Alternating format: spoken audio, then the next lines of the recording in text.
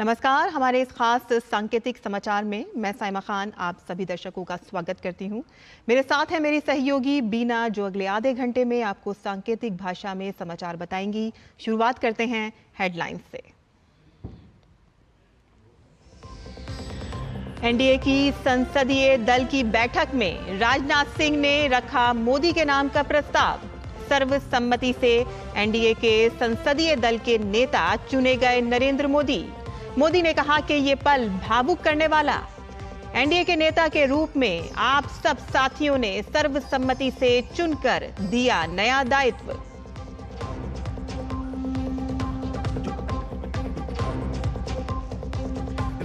बैठक में एनडीए नेताओं ने नरेंद्र मोदी का किया अभिनंदन और जोरदार स्वागत।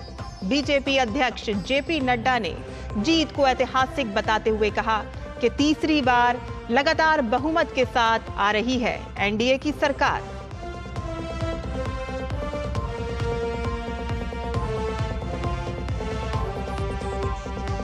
प्रधानमंत्री नरेंद्र मोदी ने वरिष्ठ जनों का लिया आशीर्वाद। लाल कृष्ण आडवाणी, डॉक्टर मुरली मनोहर जोशी से मिलकर लिया आशीर्वाद। पूर्व राष्ट्रपति रामनाथ कोविंद से भी लिया आशीर्वाद।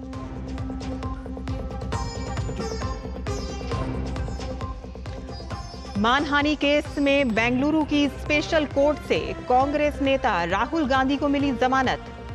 30 जुलाई को होगी अगली सुनवाई।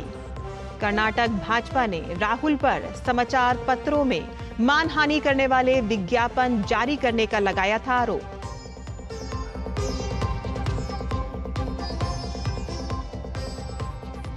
दिल्ली में पानी की किल्लत जारी। टैंकरों के जरिए की जा रही है पानी की आपूर्ति।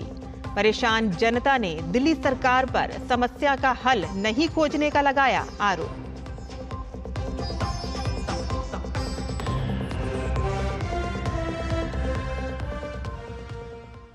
और अब समाचार विस्तार से। एनडीए संसदीय दल की नेता चुने जाने के बाद पीएम मोदी ने नवनिर्वाचित सांसदों को संबोधित किया। पीएम ने भाजपा और एनडीए के बीच विश्वास के मजबूत सेतु का जिक्र किया। पीएम ने कहा कि चुनाव परिणामों को पूरी दुनिया एनडीए की महाविजय मान रही है। पीएम ने कहा कि एनडीए का संयम और उसके संस्कार बता रहे हैं कि हम विजय को पचाना जानते हैं। हर पैरामीटर से देखेंगे, दुनिया ये मानती है और मानेगी कि ये एनडीए का महाविजय है। और आपने देखा 2 दिन कैसा चला, जैसे हम तो हार चुके हैं, गए। सब चारों तरफ यही दिखता था। लेकिन देशवासी जानते हैं कि न हम हारे थे न हम हारे हैं।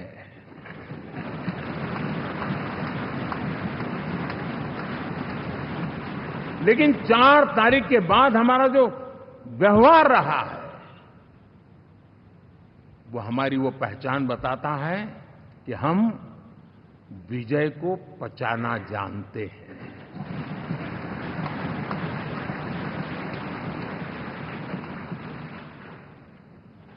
हमारे संस्कार ऐसे हैं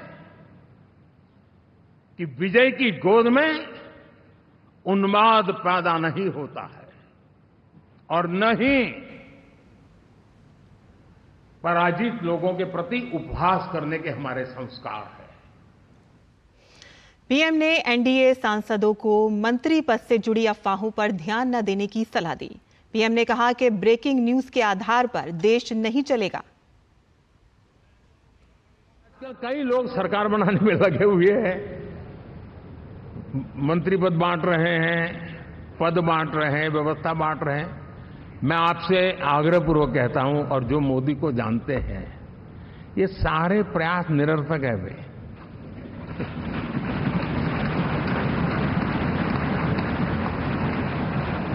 आप भी किसी का फोन आ जाए तो 10 बार वेरीफाई कीजिए कि जिसने फोन किया है वो सचमुच में अथॉरिटी है, अदरवाइज कोई भी कहे भाई आपका नाम हो गया है, सुबह परिवार को बुला लीजिए, शपथ समारोह में आना है, हो गया। तो ऐसी गपबाजी करने वाली एक बहुत बड़ी फौज रहती है। कुछ लोग आदतन करते रहते हैं, कुछ लोगों को मजाक आती है लेकर, और कुछ लोग बदइरादे से करते हैं। मेरा सभी सांसदों से आग्रह है कि हम इन सारे षड्यंत्रों का शिकार न बने। दूसरा, हमारे जो इंडिया अलायंस वालों ने इस चुनाव में फेक न्यूज में एक्सपर्टाइज कर लिया, डबल पीएचडी कर लिया उन्होंने, वो शायद इसका भरपूर उपयोग करेंगे। हम कृपा करके इन चीजों से दूर रहें, अफवाहों से दूर रहें। ये जो टीम बैठी है वो अनुभवी टीम है, मुझे भी सही सलाह देने वाली टीम है, और इसलिए टीम मिलकर के बहुत सही निर्णय करने वाली है। कृपा करके ब्रेकिंग न्यूज के आधार पर देश चलेगा नहीं, ये मान के चलिए। पीएम ने लोकसभा चुनाव नतीजों का जिक्र करते हुए ईवीएम को लेकर विपक्ष पर कटाक्ष किया। पीएम ने भारतीय लोकतंत्र की सराहना की।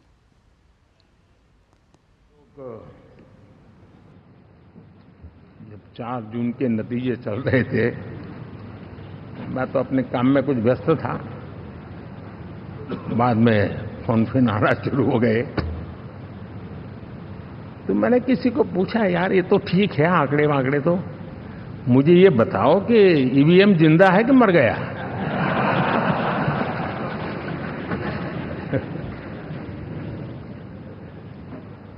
क्योंकि ये लोग तय करके बैठे थे कि भारत के लोकतंत्र और लोकतंत्र की प्रक्रिया के प्रति विश्वास ही लोगों का उठ जाए, और लगातार ईवीएम को गाली देना।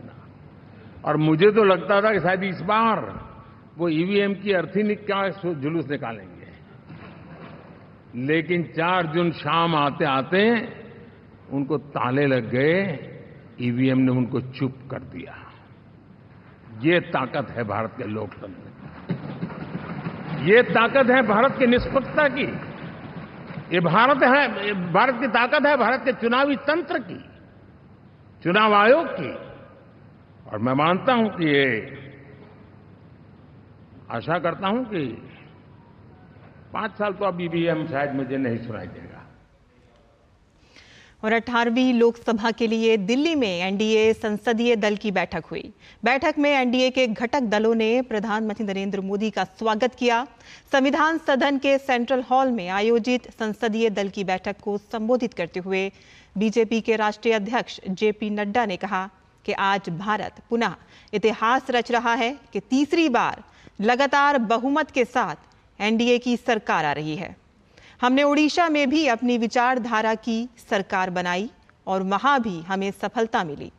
10 साल पहले उदासीन भारत था। 10 साल पहले भारत के बारे में कहा जाता था कि यहाँ कुछ बदलने वाला नहीं है, और आज 10 साल बाद पीएम मोदी के नेतृत्व में वही भारत आकांक्षी भारत बन गया है। अंतर्राष्ट्रीय दृष्टि से भारत ने अपने आप को स्थापित किया आदरणीय प्रधानमंत्री मोदी जी के नेतृत्व में। वहीं देश का इंफ्रास्ट्रक्चर आगे बढ़ा और वहीं गांव मजबूत हुआ, गरीब को ताकत मिली, महिलाओं का सशक्तिकरण हुआ, युवाओं के आकांक्षाओं को पंख लगे, हमारे किसानों को मुख्य धारा में लाया गया और हमारे दलितों को सम्मान के साथ आगे बढ़ने का रास्ता रखा। बैठक में वरिष्ठ भाजपा नेता राजनाथ सिंह ने भाजपा के संसदीय दल के नेता और एनडीए संसदीय दल के नेता के रूप में प्रधानमंत्री नरेंद्र मोदी का नाम प्रस्तावित किया। आज देश इस दौर में पहुंच गया है जहां देश ही नहीं सारी दुनिया को यह भरोसा हो गया है कि भारत देश विकसित होने के साथ साथ समूचे विश्व को नेतृत्व और नई दिशा देने का सामर्थ्य रखता है। आज देश अपने आप को दशकों के लिए नहीं बल्कि सदियों के लिए मजबूत बनाने की दिशा में अग्रसर हो चुका है। और मैं मानता हूं कि इस काम को और अधिक गति देने के लिए मोदी जी से बेहतर और कोई दूसरा नाम नहीं हो सकता है। इसलिए भारतीय जनता पार्टी के संसदीय दल के नेता एवं एनडीए के संसदीय दल के नेता व लोकसभा के नेता के रूप में माननीय नरेंद्र मोदी जी के नाम का प्रस्ताव करता हूं। केंद्रीय गृह मंत्री अमित शाह ने कहा कि यह प्रस्ताव 140 करोड़ की देश की जनता के मन का प्रतिघोष है। संविधान सदन के अंदर हम जो लोग फैसला करने जा रहे हैं वो आजाद भारत के इतिहास का एक ऐतिहासिक फैसला है कि 60 साल के बाद तीसरी बार कोई व्यक्ति लगातार प्रधानमंत्री बनने जा रहा है, वो हमारे नेता नरेंद्र मोदी। भारतीय जनता पार्टी के करोड़ों कार्यकर्ताओं की ओर से, देश की जनता की ओर से और एनडीए के सहयोगी दलों की ओर से ये तीनों प्रस्ताव जो श्रीमान राजनाथ सिंह जी ने रखे हैं, इनका मनपूर्वक समर्थन करता हूं और मैं आशा करता हूं कि आप लोग भी समर्थन करें। और एनडीए संसदीय दल की बैठक में प्रधानमंत्री नरेंद्र मोदी के नाम के प्रस्ताव का अनुमोदन करते हुए केंद्रीय मंत्री नितिन गडकरी ने कहा कि पिछले 10 साल में प्रधानमंत्री नरेंद्र मोदी के नेतृत्व में कार्य करने का सौभाग्य हमें मिला। हमारा देश सुखी हो, समृद्ध हो, संपन्न हो, विश्व की महाशक्ति बने और समाज के सर्वांगीण क्षेत्र में उन्नति और विकास हो, इसके लिए कटिबद्ध होकर समर्पित भाव से उन्होंने काम किया है। और मुझे इस बात का विश्वास है कि केवल देश में नहीं तो पूरे विश्व में अपने कार्य से उन्होंने पूरे विश्व को भी प्रभावित किया है। अभी 10 साल में जो काम हुआ वो तो एक प्रकार से शुरुआत थी, पर इसके बाद आने वाले 5 साल में हम विश्व की एक महान ताकत बनेंगे, ऐसा हम सबको दृढ़ विश्वास है। और प्रधानमंत्री नरेंद्र मोदी ने पूर्व उप प्रधानमंत्री और भाजपा नेता लालकृष्ण आडवाणी से मुलाकात की। लालकृष्ण आडवाणी ने प्रधानमंत्री मोदी को तीसरी बार प्रधानमंत्री बनने पर बधाई दी।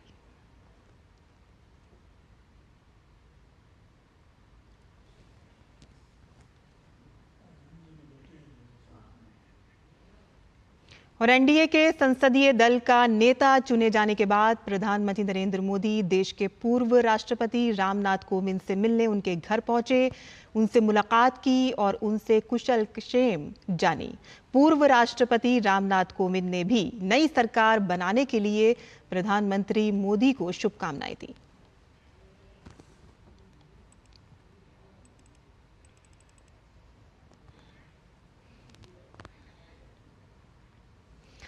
और एनडीए संसदीय दल की बैठक में जेडीएस के निर्वाचित सांसद एचडी कुमारस्वामी ने नरेंद्र मोदी को एनडीए संसदीय दल के नेता के रूप में नामित करने के प्रस्ताव का समर्थन किया। Today already Rajnath Singh ji, Amit Shah ji, Nadda ji expressed their views, the contribution given to this country from last 10 years from Honorable Narendra Modi ji. On behalf of my party, I support Shri Narendra Modi ji as the leader of NDA Parliamentary Board. और दिल्ली की 7 लोकसभा सीटों में से सबसे ज्यादा मतों से 2,90,849 वोटों से जीत हासिल की है उत्तर पश्चिम दिल्ली से भाजपा के योगेंद्र चांदोलिया ने। उत्तर पश्चिमी दिल्ली के नवनिर्वाचित सांसद से खास बातचीत की है हमारे संवाददाता गिरीश निशाना ने। जीत का श्रेय किसे देना चाहेंगे सर? नरेंद्र मोदी, भारतीय जनता पार्टी के कार्यकर्ता और मेरे उत्तर पश्चिम लोकसभा के मतदाता। किस तरह से सर अपनी जीत को आपने सुनिश्चित किया कि किस तरह से रणनीति बनाए, किस तरह से आप लोगों के बीच में? देखिए, चुनाव बहुत लंबा था, 73 दिन का मुझे मौका मिला। मैं मानता हूं कि 73 दिन लोग कह रहे थे कि ज़्यादा हो गया, ज़्यादा हो गया। इतना बड़ा मेरा निर्वाचन क्षेत्र था मैंने प्रयास किया कि मैं हर जगह जाने का करूं, फिर भी मैं कहीं जगह नहीं जा पाया। जहां जहां मैं चला गया वहां लोगों ने मेरा स्वागत किया। मेरी बात सुनने के बाद उनको लगता था कि पहले वाले 2 सांसदों के कारण लोग पीड़ित थे, उन्होंने कहा ये तो कुछ करेगा, और वो कहते थे कि हम आपको वोट देंगे। तो आप नगर निगम में भी रहे, पार्षद भी रहे, मेयर भी रहे, और अब निगम पार्षद से सांसद का सफर किस तरह देखते हैं? देखिए, 15 साल में पार्षद रहा, स्टैंडिंग कमेटी का चेयरमैन रहा, यूनिफाइड का मेयर रहा। मेरा जो अनुभव है और मेरा संगठन का अनुभव, उन दोनों अनुभव का उत्तर पश्चिम लोकसभा के सांसद के नाते अच्छे से निर्वाह करूंगा। कोई अधिकारी मुझे बहला फुसला नहीं सकता। मैं काम करना भी जानता हूं, काम करवाना भी जानता हूं, और नॉर्थ वेस्ट लोकसभा को दिल्ली की 7 लोकसभाओं में अव्वल लोकसभा बनाने का प्रयास करूंगा। कहीं ना कहीं गरीबों को तंग नहीं होने दूंगा, कहीं ना कहीं पूरी तरह से संकल्पित दिखाई दे रहे हैं योगेंद्र चांदोलिया, और प्रधानमंत्री नरेंद्र मोदी के नेतृत्व में काम करने का उनको सौभाग्य मिलेगा। इसको लेकर ही अपने आप को काफ़ी सौभाग्यशाली समझ रहे हैं। कैमरामैन ललित कुमार के साथ गिरीश निशाना, डीडी न्यूज, दिल्ली। और दिल्ली भाजपा अध्यक्ष वीरेंद्र सचदेवा ने कहा कि भाजपा के पास अगले 25 वर्षों के विकास का रोड मैप है। वीरेंद्र सचदेवा ने डीडी न्यूज के संवाददाता से खास बातचीत की। नरेंद्र मोदी ने आगे 10 साल का एक खाका रख दिया है। 10 साल का नहीं, 25 साल का रखा है। 2047 तक विकसित भारत की जो बात है उसका रखा है, और भारत को तीसरी अर्थव्यवस्था बनाने का जो लक्ष्य है उसको पूरा करने की बात की है, और एक बेहतर और सुंदर भारत बने उसकी बात की है। और 18वीं लोकसभा के लिए दिल्ली में एनडीए संसदीय दल की बैठक खत्म हो चुकी है। इस बैठक में क्या अहम बातें हुई हैं, इस बारे में भारतीय जनता पार्टी के राष्ट्रीय प्रवक्ता सुधांशु त्रिवेदी से बात की हमारे संवाददाता राजेश राज ने। प्रधानमंत्री नरेंद्र मोदी एनडीए के संसदीय दल के नेता चुने जाने के बाद सेंट्रल हॉल से अभी सुधांशु त्रिवेदी जो भारतीय जनता पार्टी के राष्ट्रीय प्रवक्ता हैं, उनसे हम बातचीत कर रहे हैं। प्रधानमंत्री ने जिस तरीके से पूरी समग्रता में अपनी बात कही, एनडीए के घटक दलों की पीठ भी थपथपाई, उसको कैसे देखते हैं सुधांशु? प्रधानमंत्री जी ने बहुत गहरी बात कही। उन्होंने कहा सरकार बहुमत से बनती है पर देश सर्वमत से बनता है। तो सभी को साथ में लेकर विकास की जो इबारत पिछले 10 साल में लिखी गई है उसे नई ऊंचाइयों तक पहुंचाने के लिए किस प्रकार से सहयोग करके, जैसे उन्होंने एक नई बात कही कि इंडस्ट्रियल रिवोल्यूशन थी, उस जमाने में हम गुलाम थे, आज हर चीज में ग्रीन का रिवोल्यूशन आ रहा है, ग्रीन टेक्नोलॉजी और ग्रीन, इसमें भारत को लीड लेनी है और उसमें कैसे हम लोग इस प्रकार की चीजों में आगे बढ़ेंगे। तो ऐसे उन्होंने बहुत सारे समग्र विषयों के ऊपर मार्गदर्शन दिया। विपक्ष जो कोशिश कर रहा था कि एनडीए के कुछ घटक दलों को हम तोड़ लें या अपने साथ ले आएं, लेकिन जिस तरीके से आज उन्होंने प्रधानमंत्री का समर्थन किया, इससे लगता है कि उनके मुंह बिल्कुल वो निराधार और अनर्गल प्रलाप था विपक्ष का, जो चीज संभव ही नहीं है जब हम बहुमत के साथ में चुनाव लड़के जीत के आए हैं। मुझे लगता है कि जो लोग कहते थे वो लोकतंत्र संविधान की रक्षा करते हैं का दावा करते हैं, वो बताइए जिसको बहुमत आ गया कह रहे हैं कि साहब अल्पमत वालों को सरकार बनानी चाहिए।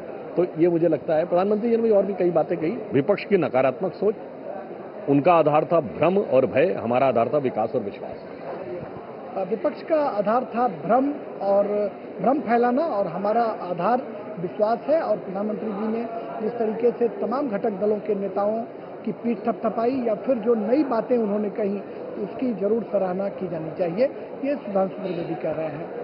कैमरामैन विक्की के साथ संसद भवन से मैं राजेश राज, डीडी न्यूज के लिए। और दिल्ली में हुई एनडीए घटक दलों की बैठक में पहुंचे उत्तर प्रदेश के डिप्टी सीएम केशव प्रसाद मौर्य ने प्रधानमंत्री नरेंद्र मोदी को संसदीय दल का नेता चुने जाने पर बधाई दी और साथ ही केशव प्रसाद मौर्य ने विपक्षी गठबंधन पर भी निशाना साधा। केशव प्रसाद मौर्य ने कहा कि विपक्ष अब पानी के बुलबुले की तरह है और कुछ दिन में शांत हो जाएगा। केशव प्रसाद मौर्य से खास बातचीत की हमारे संवाददाता राजेश राज ने। नरेंद्र मोदी जी को प्रधानमंत्री पद के लिए राष्ट्रीय जनतांत्रिक गठबंधन का नेता पुनः चुने जाने पर बधाई है। देश के 140 करोड़ लोगों के उज्जवल भविष्य का संकल्प जो माननीय प्रधानमंत्री जी ने लिया था, उसको और मजबूती से आगे बढ़ाने अर्थात विकासशील भारत को विकसित भारत बनाने का संकल्प लिया। उनके संबोधन को कैसे देखते हैं? विपक्ष का जो आरोप था उसको भी खारिज किया उन्होंने। विपक्ष झूठ के आधार पर दुष्प्रचार के आधार पर पानी के जैसे बुलबुले की तरह उभर करके थोड़ी देर के लिए आया है, वैसे वो शांत हो जाएगा। बहुत शुक्रिया। ये थे उत्तर प्रदेश के deputy chief minister Keshav Prasad Maurya, जो प्रधानमंत्री नरेंद्र मोदी को बधाई दे रहे हैं। कैमरामैन विक्की के साथ संसद भवन से मैं राजेश राज, डीडी न्यूज के लिए। और सूचना एवं प्रसारण सचिव संजय जाजू ने 17वें मुंबई अंतर्राष्ट्रीय फिल्म महोत्सव को लेकर एक प्रेस वार्ता को संबोधित किया। उन्होंने कहा कि फिल्म जगत से जुड़े कलाकारों के लिए बहुत बड़ा आयोजन है। इसमें तमाम फिल्मी कलाकार, फिल्म मेकर्स और नए कलाकार भी शामिल होंगे। Mumbai International Film Festival has a huge history. It started in 1990. So we have had 17 versions of Mumbai International Film Festival, and as I understand, there are actually large number of actors in our country, large number of performers, large number of cine producers, cine directors, and those associated with filmmaking who have actually kind of started their career with Mumbai International Film Festival. So it's a great opportunity, and this is coming at the in the backdrop of our recent performance at the Cannes Film Festival, where all of you are aware an unprecedented success was achieved by our filmmakers. और NDA संसदीय दल की बैठक में TDP प्रमुख चंद्रबाबू नायडू ने कहा कि मैंने चुनाव प्रचार के दौरान देखा है कि 3 महीने तक पीएम मोदी ने कभी आराम नहीं किया। आंध्र प्रदेश में हमने 3 जनसभाएं और एक बड़ी रैली की और इसीलिए आंध्र प्रदेश में चुनाव जीतने में बहुत बड़ा अंतर आया और हमने शानदार बहुमत के साथ जीत हासिल की। We are congratulating all of you. We have won wonderful majority. I have seen for the election campaign. For the 3 months, Honorable PM never took any rest. Day and night, he had campaigned, same zeal. He started and ended same spirit. In Andhra Pradesh, we had 3 meetings, public meetings, 1 big rally. It had made a huge difference for winning the elections in Andhra Pradesh. और दिल्ली शराब घोटाला मामले में ED के बाद CBI ने भी supplementary chargesheet दाखिल कर दी है। सीबीआई ने राउज एवेन्यू कोर्ट में दाखिल चार्जशीट में बीआरएस नेता के कविता व अन्य को आरोपी बनाया है। आबकारी घोटाले से जुड़े भ्रष्टाचार के मामले में के कविता की न्यायिक हिरासत 21 जून तक बढ़ा दी गई है। वहीं अरविंद केजरीवाल की नियमित याचिका पर सुनवाई 14 जून तक टल चुकी है। राउज एवेन्यू कोर्ट 14 जून को केजरीवाल की ओर से दायर नियमित जमानत अर्जी पर सुनवाई करेगा।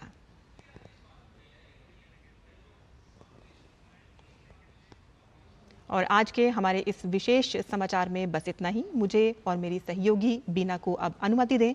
नमस्कार।